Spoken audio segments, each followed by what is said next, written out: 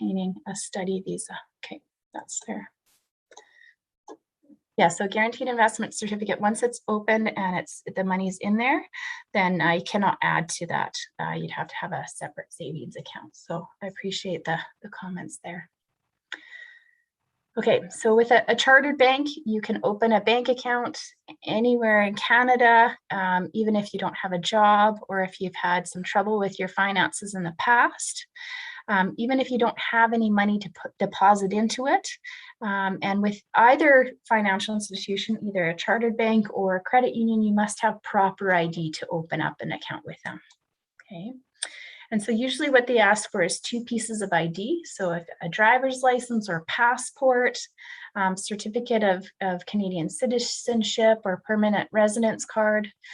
Those are some examples of that. And as well, when I send out the resource material, part of that on the government website, it gives you other examples of ID, that you can use to open an account in Canada.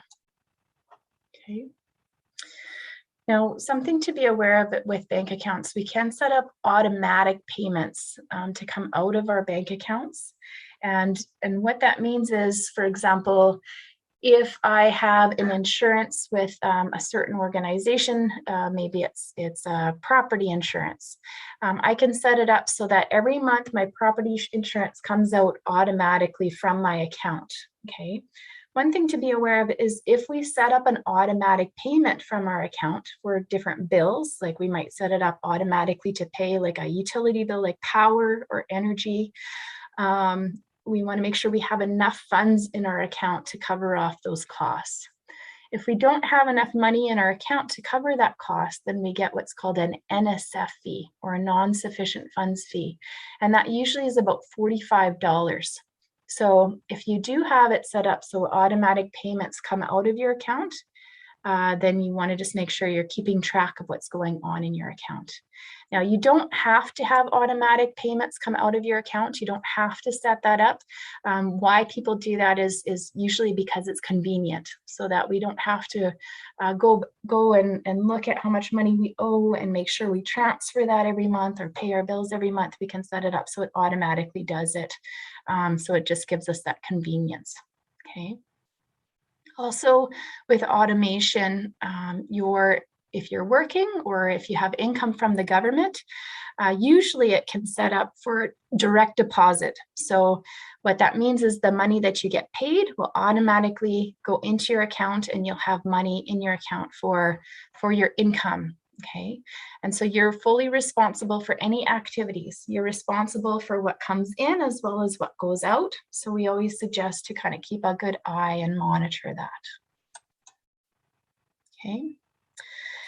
Other thing is we want to make sure that we're aware of taxes. You're required by law to file your taxes every year. They must be filed by April 30th for personal taxes. Otherwise, you might get penalties, which would be interest and there could be fees involved with that. There are systems in place here in Canada where you can get free services to help you file your taxes. And so please look into that if you're needing some help with those services. Out of the group here, so I've seen that that there has been some savings. A GIC was mentioned in the chat. What is the experience with saving money here in the group? Does anybody have experience outside of a guaranteed investment certificate with any other types of investments?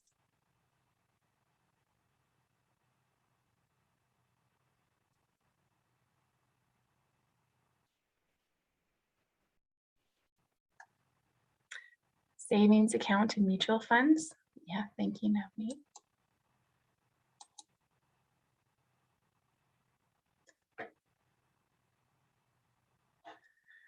Yeah, so there's different types of investments and different ways to save our money.